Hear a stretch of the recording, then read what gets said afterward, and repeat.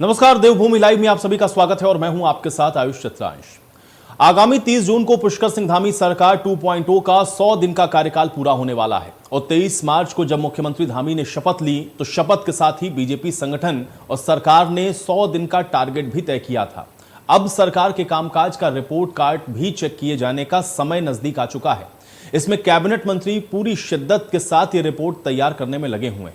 Dhami cabinet के सभी मंत्रियों का दावा यह है कि उन्होंने तय टारगेट के मुताबिक सफलता हासिल कर ली है। अब फिलहाल माना यह भी जा रहा है कि इस खास मौके पर सीएम राज्य के लिए भी कई बड़ी घोषणाओं को कर सकते हैं, क्योंकि मुख्यमंत्री पुष्कर सिंह धामी दिल्ली के दौरे पर थे और इस दौरान कई नेताओं के साथ उनकी मुलाकात हुई है और चूंकि प्रधानमंत्री से भी उन्होंने और कई केंद्रीय मंत्रियों के साथ भी इन विषयों को लेकर के चर्चा की, इसलिए अब कयास ये लगाए जा रहे हैं कि पुष्कर सिंह धामी प्रदेश के लिए कई बड़ी योजनाओं को भी बता सकते हैं, उसकी घोषणा भी कर सकते हैं। तो अब धामी सरकार 2.0 का 100 दिन पूरा होने वाला है। 100 दिन में कितने टारगेट पूरे हुए हैं, इसका रिपोर्ट कार्ड भी तैयार हो रहा है।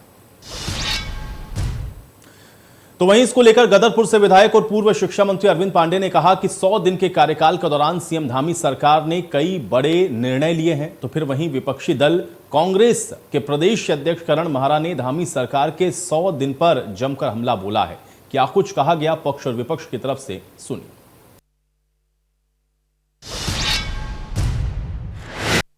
माननीय पुष्कर सिंह धामी जी के नेतृत्व में प्रदेश सरकार के द्वारा 100 दिन में जो कार्य किए गए हैं वे अपने आप में ऐतिहासिक हैं और जो हमने जनता से वादे किए थे उनको एक के बाद एक पूरा किया जा रहा है। चाहे वो समान नागरिक संहिता का मसला हो, चाहे वांछित लोगों की पहचान का सवाल हो, चाहे गरीबों को 3 सिलेंडर देने का प्रकरण हो, चाहे वृद्धावस्था की पेंशन बढ़ाने का मामला हो, चाहे अन्य विभिन्न प्रकार के जो हमारे कर्मचारी हैं उनके वेतनमान को और उनके मानदेय को बढ़ाने का प्रसंग हो, चाहे शिक्षा मित्रों का मानदेय 15,000 से 20,000 करने का हो, ये सब बातें एक के बाद करके पूरी की जा रही हैं। जहाँ तक कांग्रेस का सवाल है तो कांग्रेस के जो दृष्टि है उसी में दोष है। एक तो कुंठाग्रस्त है, चुनाव में भारी पराजय और उसके बाद चंपावत में जो उनको झटका लगा है उससे वे लोग अपना संतुलन खो बैठे हैं, इसीलिए उनको ये 100 दिन जो उपलब्धियों के दिन है वे दिखाई नहीं दे रहे। चारधाम यात्रा की असफलता आपने देखी है। जो आंकड़ा 100 कुछ का रहता था 6 माह में, वो 50 दिन में 200 से ऊपर चले गया है। वित्तीय हालत बुरी है। आपका जीएसटी का जो घाटा है 5,000 करोड़ का, वो अभी तक पूरा नहीं हुआ। डबल इंजन पूरी तरीके से फेल है। केंद्र सरकार इनको मदद नहीं कर रही। 2,000 करोड़ का घाटे का बजट प्रस्तुत किया गया। राज्य को 105,000 करोड़ के कर्जे में डाल दिया। एक व्यक्ति प्रति व्यक्ति 95,000 के घाटे में है, कर्जे में है। तो ये हालात है, कोई बड़ा काम नहीं दिखता। जहां तिवारी जी, हरीश रावत जी इत्यादि के समय के बड़े काम, खंडूरी जी के टाइम के बड़े काम, लेकिन इधर 5 सालों में तो कोई काम नहीं दिखाई दे रहा। केवल वादे करना और घोषणाएं करने से कोई विकास नहीं होता, कोई उसमें नंबर नहीं दिए जा सकते। अनेकों अधिकारी पकड़े जा रहे हैं भ्रष्टाचार में 500 गुना।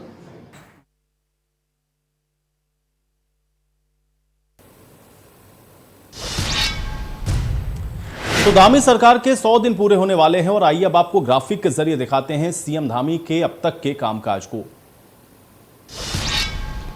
तो ग्राफिक के जरिए समझ लीजिए, सीएम धामी के 100 दिन पूरे हुए हैं। इसमें यूनिफॉर्म सिविल कोड के लिए ड्राफ्टिंग कमेटी का गठन सबसे पहले किया गया। यह पहला निर्णय था जो कि उत्तराखंड सरकार की तरफ से लिया गया और पुष्कर सिंह धामी ने यह बात चूंकि चुनावों के दौरान कही थी, इसलिए इसकी कमेटी का गठन सरकार बनते ही हो गया।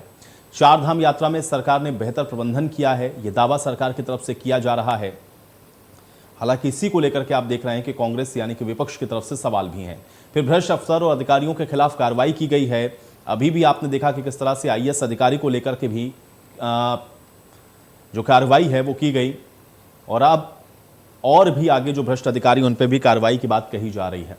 एक और अहम काम था पर्यावरण मित्रों का मानदेय धामी सरकार ने बढ़ाया है। ये भी फैसला ये 100 दिन के कामकाज की जो समीक्षा है उस दौरान निकलकर सामने आया है। कई विभागों में वैकेंसी और युवाओं को नौकरी देने की दिशा में काम किया जा रहा है। ये निर्णय भी धामी सरकार की तरफ से लिया गया है। फिर बजट में युवाओं, महिला और व्यापारियों और पर्यटकों के ऊपर फोकस किया गया है, यानी कि सभी को इसमें ध्यान में रखते हुए बजट के अंदर कई बड़ी घोषणाएं भी की गई हैं। बजट चूंकि अभी हाल में ही पेश हुआ है, इसलिए अब इसका असर कितना होगा ये आने वाले समय में देखना होगा। धामी सरकार ने भू कानून से जुड़ा विधेयक बिल भी पारित करवाया है, ये भी एक अहम फैसला रहा है और इसको भी धामी सरकार की बड़ी उपलब्धियों के तौर पर देखा जा रहा है, क्योंकि 100 दिन पूरे हुए हैं और ऐसे में ये रिपोर्ट कार्ड अब धामी सरकार जनता के बीच में रखेगी और इसी के आधार पर अब आगे जो और अन्य बड़े फैसले हैं वो भी लिए जाने हैं और कुछ बड़ी घोषणाएं भी हो सकती हैं, इसके भी कयास फिलहाल लगाए जा रहे हैं। चूंकि दिल्ली का दौरा पुष्कर सिंह धामी करके आए हैं और दिल्ली में जिन केंद्रीय मंत्रियों के साथ मुलाकात हुई है उसमें किन अहम प्रस्तावों पर मुहर लगवाकर धामी आए हैं ये आने वाले समय में भी स्पष्ट होगा। लेकिन अब 100 दिन पूरे हुए हैं और 100 दिन में सरकार ने कितने काम प्रदेश की जनता के लिए किए हैं और विपक्ष के जो आरोप हैं आज इस पर चर्चा करते हैं। दो मेहमान मेरे साथ जुड़े हुए हैं, उनका परिचय आपके साथ करवा देते हैं। सत्यवीर जी हमारे साथ जुड़े हुए हैं, आप प्रदेश प्रवक्ता हैं भारतीय जनता पार्टी के। सत्यवीर जी बहुत स्वागत है आपका। और आरपी रतूड़ी जी हमारे साथ जुड़े हुए हैं, प्रदेश प्रवक्ता हैं कांग्रेस पार्टी के। आरपी रतूड़ी जी आपका भी स्वागत है। सत्यवीर जी आपसे ही शुरुआत करूंगा मैं, क्योंकि 100 दिन पूरे हो रहे हैं धामी 2.0 के। 100 दिन का एजेंडा आप लोगों ने सेट किया था। 100 दिन के इस एजेंडे में कितना आप लोग सफलता प्राप्त कर पाए हैं या कितने कदम आगे बढ़े हैं, या जो 100 दिन का एजेंडा आप लोगों ने सेट किया था क्या उसको आप लोग अचीव कर पाए हैं? कैसे देखते हैं 100 दिन को आप? पहला रिएक्शन चाहूंगा मैं। मैं आपका नाम जानना चाहूंगा। जी आयुष। नाम नहीं बताया गया। आयुष जी। आयुष जी आपको प्रणाम और आपके सभी दर्शकों को प्रणाम। मैं आपको इतना कहना चाहता हूं कि हमारी सरकार लोक कल्याण और उत्तराखंड की समृद्धि और उन्नति के लिए पिछले 5 सालों में भी काम किया है और इस आपके 100 दिनों में भी लगातार काम कर रही है, जिसमें कि बहुत ही महत्वपूर्ण और अति महत्वपूर्ण फैसले लिए गए। जिसमें मैं कहना चाहूंगा जो होमगार्ड के जो जवान थे वो पिछले कई सालों से अपनी लड़ाई लड़ रहे थे कि उनका जो भत्ते हैं उसकी जो अदालत तक गए थे कि वो बढ़ नहीं रहे, उसको हमने बढ़ाने का काम किया। बुजुर्गों दिव्यांगों उनकी पेंशन को बढ़ाने का हमने काम किया। परिसंपत्तियों का जिस प्रकार से उत्तराखंड के बीच में और यूपी के बीच में जो विवाद था उसको हमने 95% तक पूर्ण करने का काम किया। और लोहारी बांध का जो दशकों से अटका हुआ था उसको हमने चालू करने का काम किया। और केंद्र से हमने लखवाड़, ब्यासी बांध, जमरानी बांध, नंदप्रयाग और केशव डैम के लिए जिस प्रकार से हमने उनसे कहा है कि अतिशीघ्र इस पे काम किया जाए। और दूसरा हमने 3 सिलेंडर को जो कि हमारे दृष्टि पत्र में है कि हम प्रत्येक कार्य को अपने दृष्टि पत्र के धरातल पर उतारेंगे और जनता से जो वादे किए उसको पूर्ण करेंगे, वो हमने काम किया। और दूसरा मैं एक और चीज बताना चाहूंगा कि अभी उत्तराखंड राज्य की जो विधानसभा पड़ती है विकासनगर, वहां पे एक नदी पड़ती है यमुना नदी, उसके बीच में बॉर्डर पड़ता है उत्तराखंड का और हिमाचल का, उसके बीच में नवघाट एक जगह पड़ती है। वहां पर दशकों से मांग थी कि एक पुल पड़ना चाहिए इसको, क्योंकि वहां से बहुत आवागमन होता है। बरसात के समय वहां पे बिल्कुल से बाधित हो जाता है, जो लकड़ी का पुल होता है वहां तेजी से एक बहुत अच्छा पुल बन रहा है। दूसरा सफाई कर्मचारियों की जो मांग थी कि हम 3 वर्गों में काम करते हैं और हमारा वेतनमान अलग अलग है, वो हमने उसको हमने पहले जैसी सरकार आई गठित हुई सरकार उसमें उनको सभी को एक ही प्लेटफॉर्म पे लाने का काम किया। दूसरा 22.44 लाख हमने डिजिटल हेल्थ आईडी बनाई है, हेल्थ आईडी बनाई है। 13 ऊर्जा परियोजनाओं का हमने शिलान्यास किया। और मैं एक खास बात बताना चाहूंगा, इस 100 दिनों के अंदर बजट सत्र भी हुआ। उस बजट सत्र से पहले जिस प्रकार से मुख्यमंत्री, वित्त मंत्री और नैनीताल की स्थानीय विधायिका वहां पर जाके उन्होंने वहां से सुझाव लिए, देहरादून के अंदर एक बैठक होती है, वहां से सुझाव लिए, उसकी जो सुझाव थे उसकी एक छाप उसमें देखने को मिली, उसकी एक तस्वीर उसमें देखने को मिली। और दूसरा अभी जिस प्रकार से युवाओं के लिए रोजगार की बात है आप कर रहे थे, पुलिस की भर्तियां निरंतर अभी चल रही है। दूसरा मैं ये कहना चाहूंगा सरकुंडा जो रोपवे है जिसकी दशकों से मांग थी उसको हमने आज चालू कर दिया। आपने देखा हो कि आज के अखबारों में और कल के अखबारों में आया है कि 75,000 से अधिक दर्शनार्थी वहां पहुंच चुके हैं, दर्शन कर चुके हैं। और हमने देखा। चलिए, तो कुल मिलाकर के आप बहुत सारी विकास की योजनाओं को बता रहे हैं, लेकिन कांग्रेस कह रही कि भाई आप लोगों ने विकास किया नहीं है और कुछ बड़ा काम दिखता नहीं। मैं इस पर जवाब ले लेता हूं। आरपी रतूड़ी जी, देखिए इतनी सारी योजनाएं बता रहे थे या इतने सारे काम गिनवा रहे हैं सत्यवीर जी, और आप कह रहे हैं कि कुछ विकास तो हुआ नहीं, कोई बड़ी योजना तो दिखती नहीं प्रदेश के अंदर। कम से कम पिछला 5 साल देखें तो कुछ नजर नहीं आता। ऐसा क्यों लग रहा है आरपी रतूड़ी जी? देखिए, निश्चित तौर पर वो भारतीय जनता पार्टी के प्रवक्ता हैं तो गुणगान नहीं करेंगे तो क्या करेंगे, नहीं तो कल कुर्सी खाली हो जाएगी उनकी। अच्छी बात है कि अपनी पार्टी के पक्ष में कहना भी चाहिए उनको, लेकिन मैं ये बताना चाहता हूँ कि 100 दिन में 200 जो मौतें हुई 4 धाम में, उसकी जिम्मेदारी ये नहीं लेंगे। जो रुड़की में 2 माँ और बेटी का बलात्कार हुआ आम और आज तक पकड़ा नहीं गया, वो ये इनकी उपलब्धियों में ये नहीं बताएंगे कि 100 दिन में हुआ।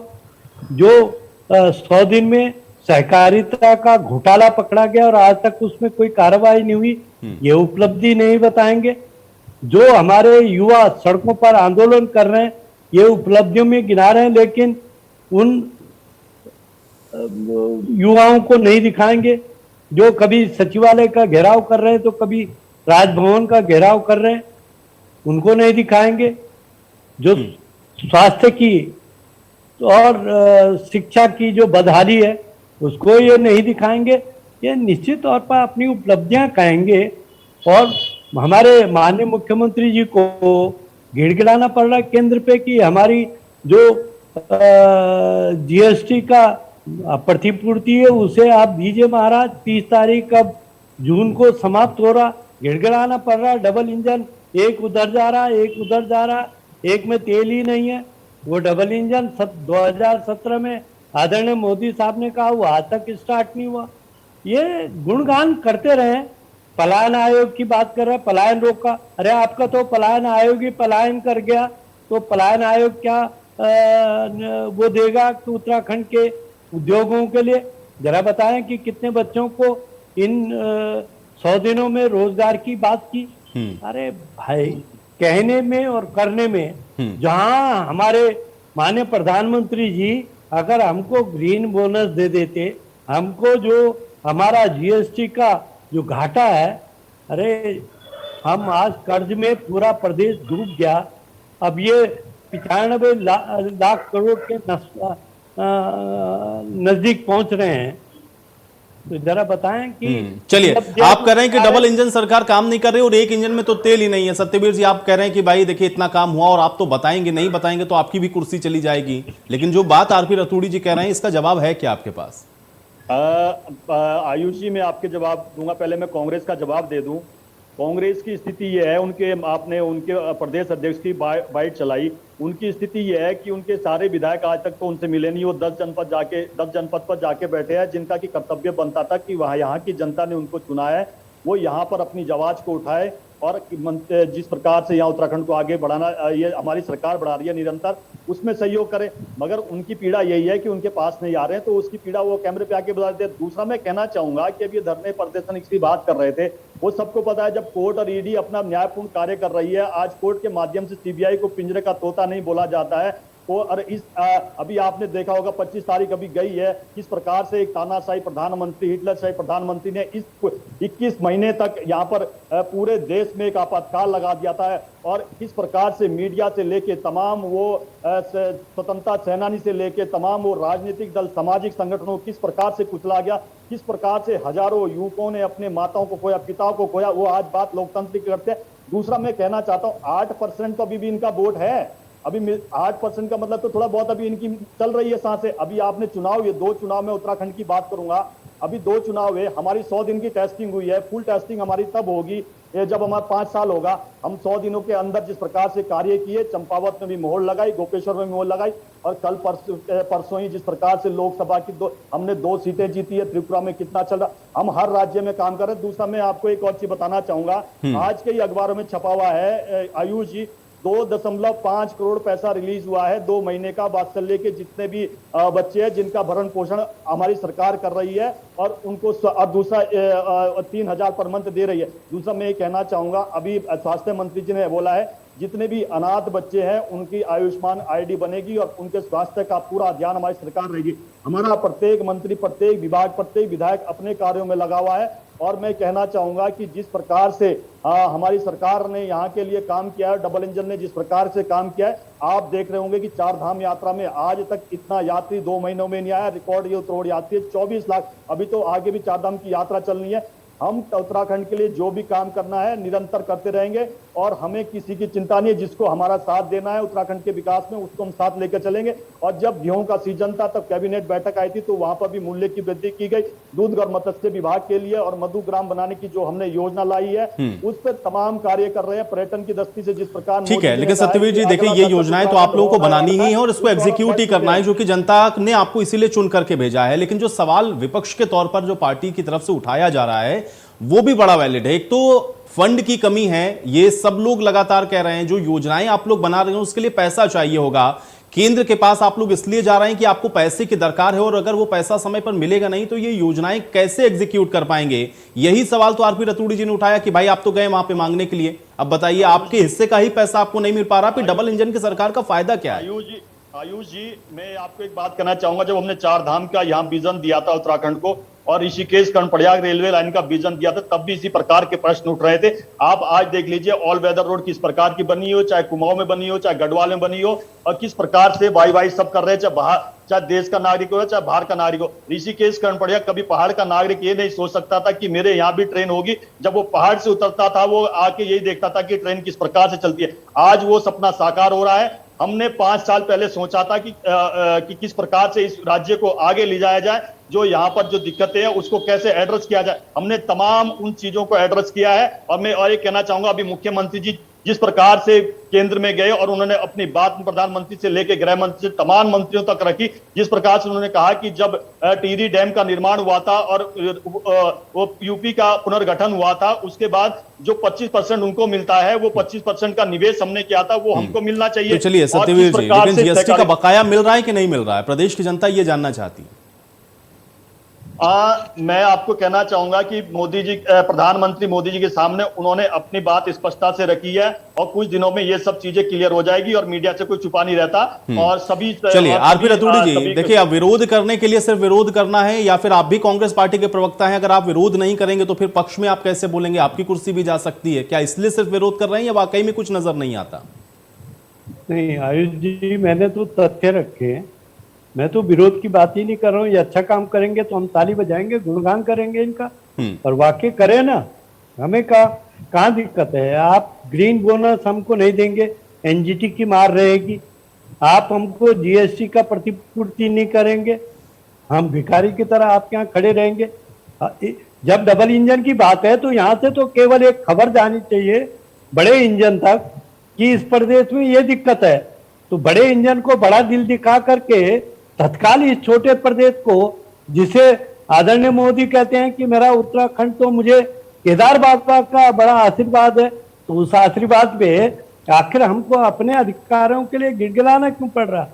और सवाल मेरे मित्र जो कह रहे थे, अरे भाई आपकी व्यवस्था जो आप आंकड़े गिना रहे हैं, ये आंकड़े ये बताओ ना कि इससे उत्तराखंड की आय कितनी बढ़ी? ये जो आप आंकड़े कह रहे हैं, आंकड़े भी तो गिनाओ कि हमको आर्थिक इतना।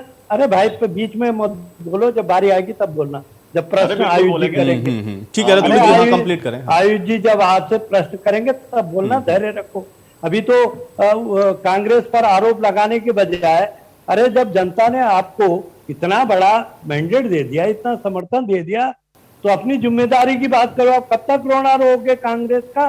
कब तक कांग्रेस की बुराई करते रहोगे? अब जनता की जो आपको जिम्मेदारी दी, उस जिम्मेदारी की बात करो ना, कि हम ये जिम्मेदारी इस तरह से। अब आप कहेंगे टिहरी, अरे भाई जब आप टिहरी 3 ट्रिपल इंजन है, मैं कहूंगा उत्तर प्रदेश भी बीजेपी की सरकार, केंद्र भी बीजेपी की सरकार, उत्तराखंड भी बीजेपी सरकार, तो टिहरी डैम का जो रॉयल्टी जाती है ना, उसे क्यों नहीं छोड़ रहे? और जो अभी आप कह रहे थे कि हमने अपना दोनों राज्यों का जो हमने जमीन और उसका बंटवारा किया, जरा आप बताएं कि आपको एक छोटा होटल देके और उसके आगे जमीन देके मल्टी स्टार होटल बनवा दिया यूपी का, ये बंटवारा होता है? कोलागढ़ आपने छोड़ दिया, ये बंटवारा होता है? अरे बंटवारा उसे कहते हैं एक लाइन में उत्तराखंड में जो भूमि है, जो भी योजना है वो उत्तराखंड की, उत्तर प्रदेश में जो योजना है वो उत्तर प्रदेश की। चलिए आप डाटा मांग रहे थे, मैं डाटा ले लेता। सत्यवीर जी डाटा रखिए, फैक्ट्स रखिए। सत्यवीर जी फैक्ट्स रखिए, फैक्ट्स बताइए। ये तो फायदा होता ना। चलिए सत्यवीर जी फैक्ट्स रखिए। आयुष जी, मैं ये कहना चाहता हूँ, कांग्रेस ने चाहे वो राज्य में रही हो, चाहे प्रदेश में चाहे राज्य में रही हो, चाहे केंद्र में रही हो, इन्होंने लोकतंत्र को 3 ऐसी चीजें दी है। मैं बताना चाहूंगा उसमें जातिवाद, परिवारवाद, तुष्टीकरण, और ये सब इन्होंने अपने आत्महित और किस प्रकार से घोटालों को किया जाए उसके लिए किया है। और इन्हीं के प्रधानमंत्री थे जिन्होंने कहा था कि केंद्र से जब 1 रुपया इनके नहीं थे, भारत के प्रधानमंत्री थे, इनके नहीं होता। प्रधानमंत्री भारत का होता है, क्या नरेंद्र मोदी बीजेपी का है या भारत का प्रधानमंत्री है? अभी बड़ी क्या मर्यादा बात सिखा है? रहे थे। तो अभी आप किस मर्यादा की बात कर रहे हैं? अभी आप क्या कह रहे थे? अपने समय बोल लीजिए। अरे भाई इनका क्या होता है? चलिए इनका क्या चलिए होता है? रतोड़ी जी, चलिए ठीक है रतोड़ी जी, ठीक है, एक सेकंड। हाँ सत्यवीर जी जल्दी से कंप्लीट करें।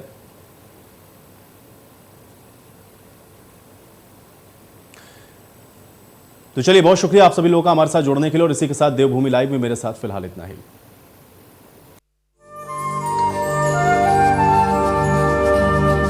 कौन कहता है रम्मी किसी